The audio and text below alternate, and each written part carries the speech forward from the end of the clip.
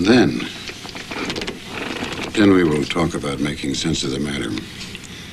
Once the coffee is poured and the tip of the cigarette is lit and placed in the ashtray, then we will address the matter. We focus our attention when the time comes.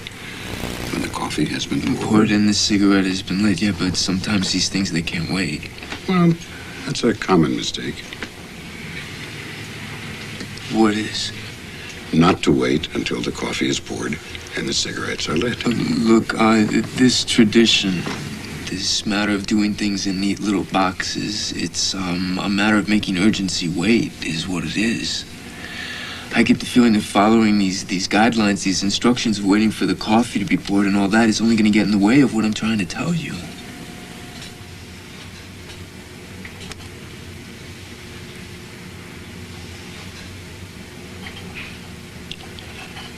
Now I'm going to light this, and I'm going to wait for the coffee to be poured, because that is the correct order of business. And I'm going to make myself comfortable first, and I think you ought to do the same thing.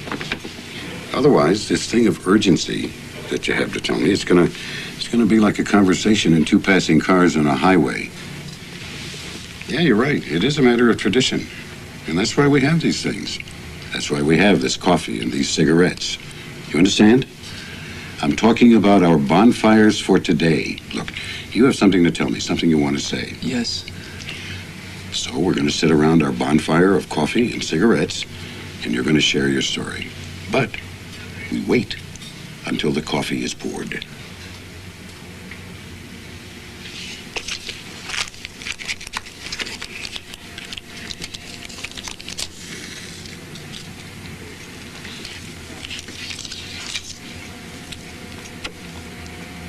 Good.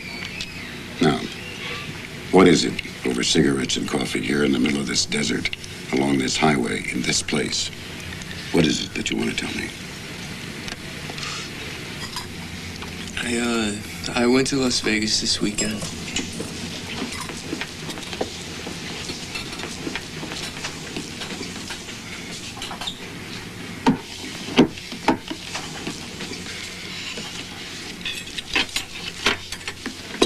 Oh.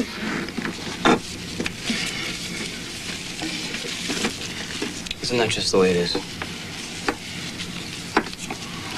Does that say something to you? My ass, this isn't some kind of metaphor, some kind of symbol. You spilling the water. Will you please leave me alone? No, I wouldn't do that, would I? I wouldn't be smart enough to do that. That would be the smart thing to do. But I'm just not that damn intelligent. I don't have enough brain cells in my head to leave you alone.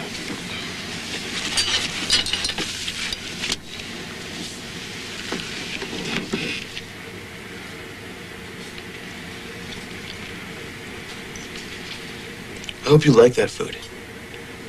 I hope that food's what you like. No, eat up, really. Go fill up on it. I hope you enjoy every single last drop of that, because that's it, babe. Now you're gonna know the feeling of not knowing where the next meal's coming from. Look, I have in my head what I have done, and that alone is killing me. I can't take any more of these insults, baby, please. You won't take my insults? No. You will take my insults. You took my money, and you will take my insults. You'll take my insults and my rage and any other emotional spaz I feel like, and that'll be you getting off very easy.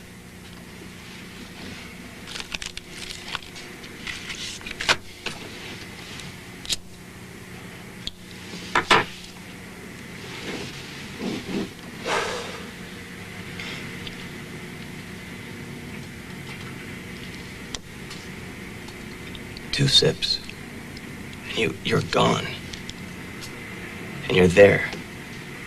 And you don't even know how to play the game, and you don't even know the rules. I want to know what the hell was going on in that pretty little head of yours when you stepped up to a big green craps table. Whee! Huh? Well, look, please, this is no way for us to spend our honeymoon.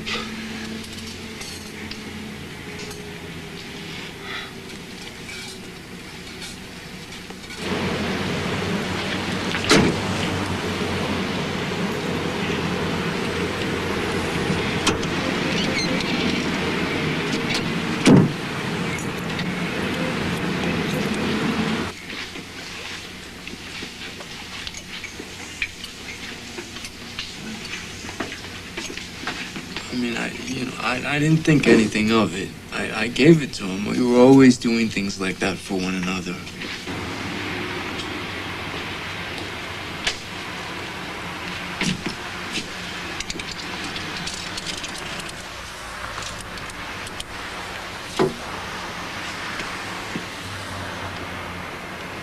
Yeah, is he there? This is Bill. Who the fuck is this? All right. Asshole.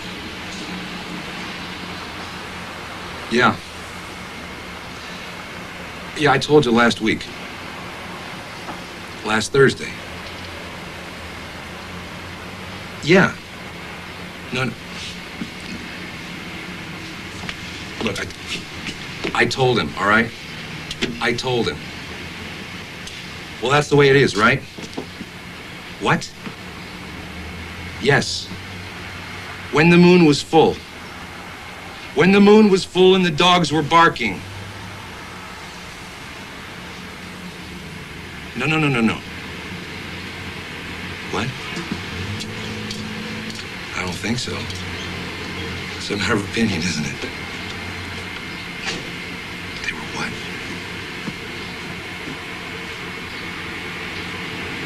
With that? They used that? Are you serious? 2 nickels and a dime? No shit. No fucking shit. All right. I'll tell you. Are you ready? Because I'm going to tell you. I'm going to tell you exactly what happened. Are you ready? Here it is.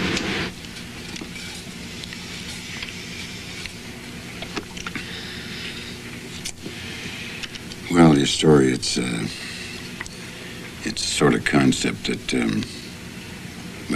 it can be full of that kind of speculation. Speculation? Coincidence, speculation, right and wrong? You must have more of a feeling than just speculation. I'm not sure at this point. What, you want to hear it again? Possibly, yes. Second time will either confirm its validity or brighten its silliness. Whoa. I think you're getting something screwed up here. I've come to you as a friend for advice. Right? And you are my friend. And you're questioning me like you're testing my ability to be able to... I think telling the story again will help you to see it more clearly. It's already clear to me. Then why have you told me? To get your advice. Advice? Yeah, on what to do. Good. I'm glad you're not coming to me for advice on what you should believe. That's your decision, and there is a difference. I know what to think. It's just that even while telling you all this right now, I'm starting to question the whole thing myself.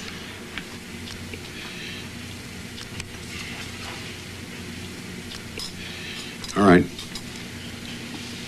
Let's hear your story again. Okay. When I'm gambling, when I'm gambling in Vegas and I start to lose, sometimes I'll step outside. I'll smoke a cigarette.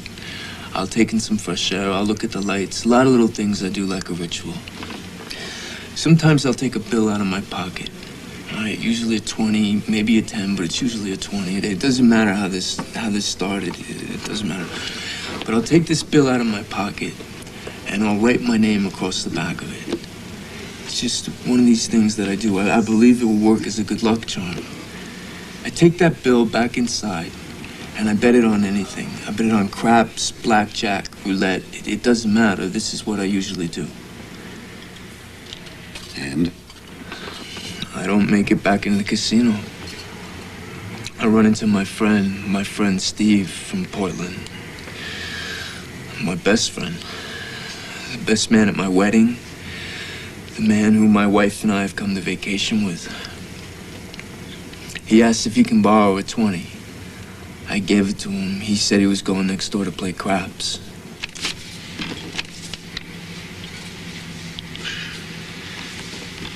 You see that? See how the money goes away? Never to be seen again.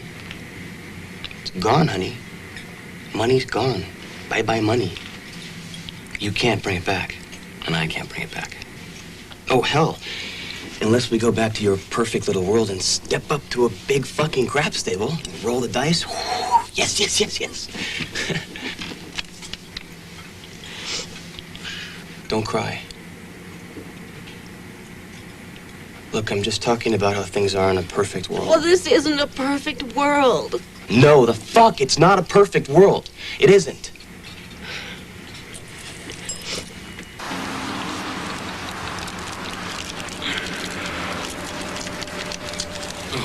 God, fuck you. Fuck you.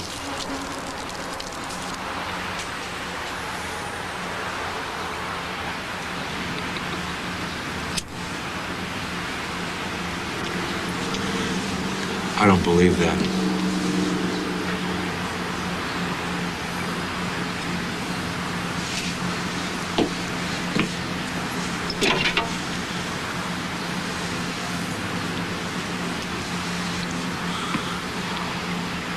And then what happened?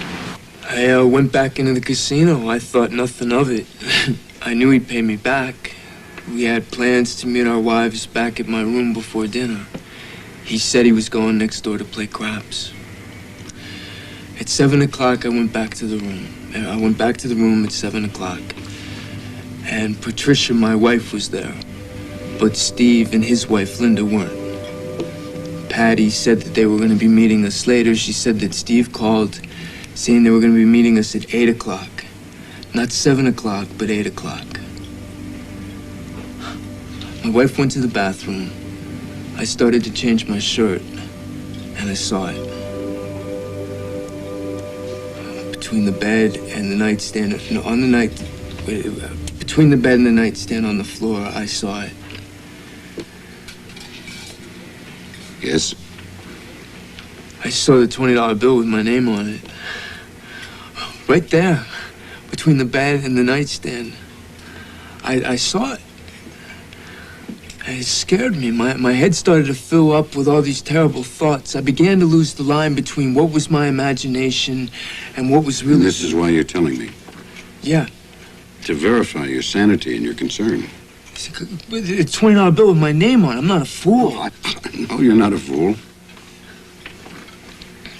But I do feel irrational. That's understandable. I want to kill my wife. I want to kill Steve. I want to kill them both. Not literally.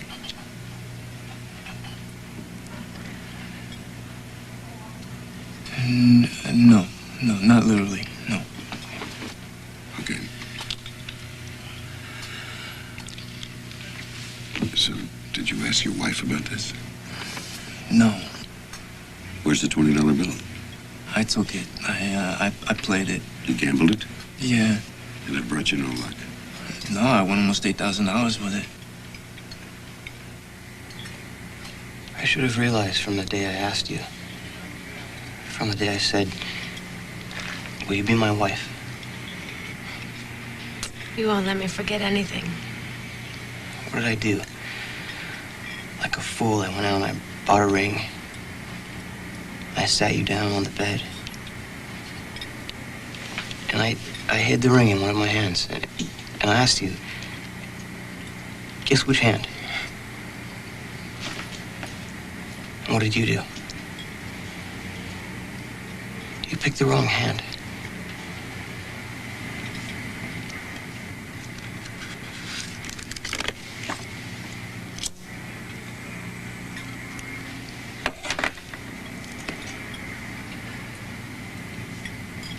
This is my last cigarette.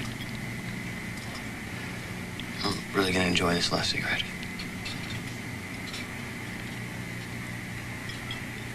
Well, it's funny that it would be a lucky strike. I put my heart on my sleeve for my wife. You know that. You've seen it. But this is my fault. It's something I've done. I want to get it back. I want to make it right again. You can't think like that. Oh, you don't understand. You can't get back yesterday or the day before Or even this morning. I know that. That's the whole thing. That's the whole point of this story.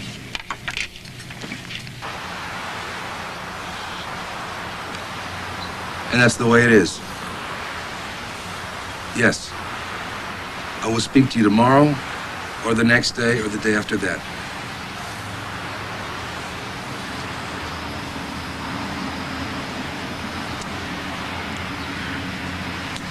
Yeah.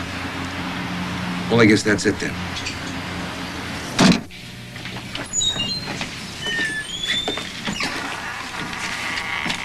I want some black coffee for the thermos, and a pack of cool filter kings for me.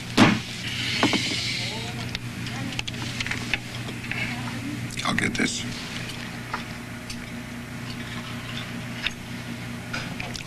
May I have one of your cigarettes?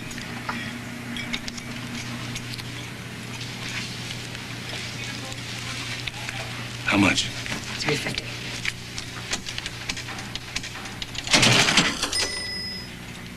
Everything will be fine. Everything will come right in the end.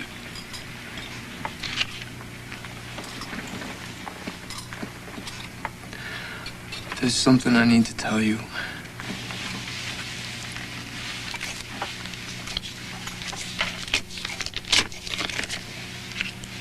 Out of 20.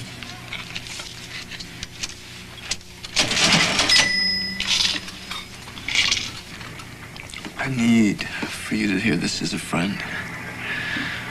Please don't be shocked. Okay.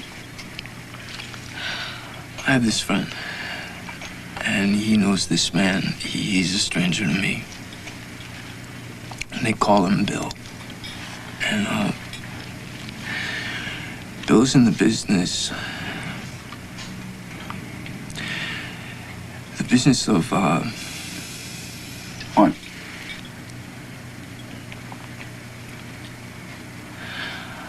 I want to kill my wife. I want to kill Steve. I want to kill them both. But not literally.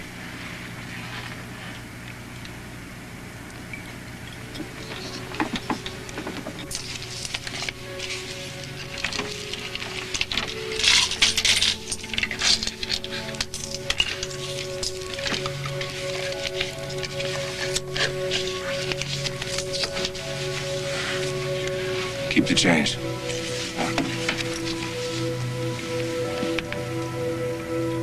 This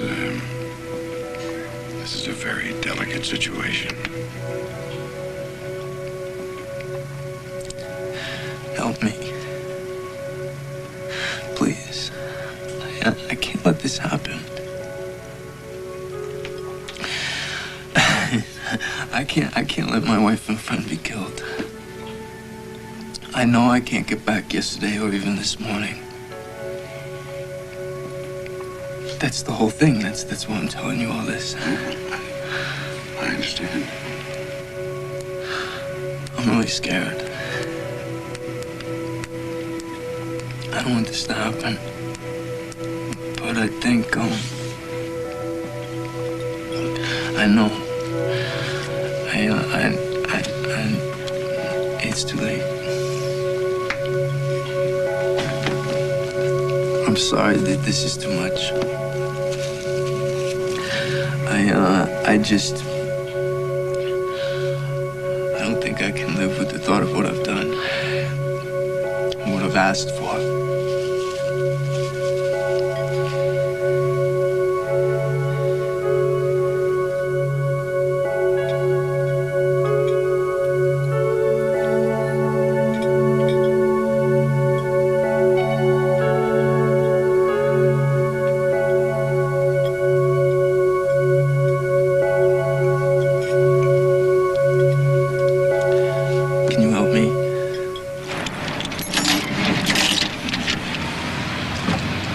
Almost home, Stevie.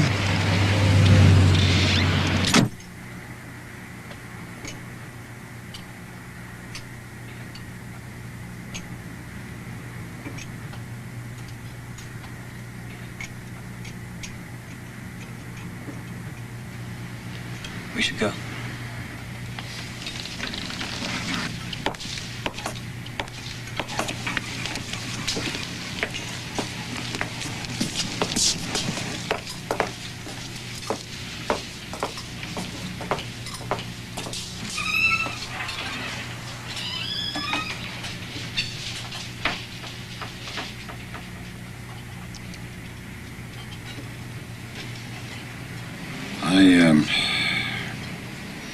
don't know how much I'm able to help you, but I will say this. Just drink your coffee, smoke your cigarette, because that alone will make everything right.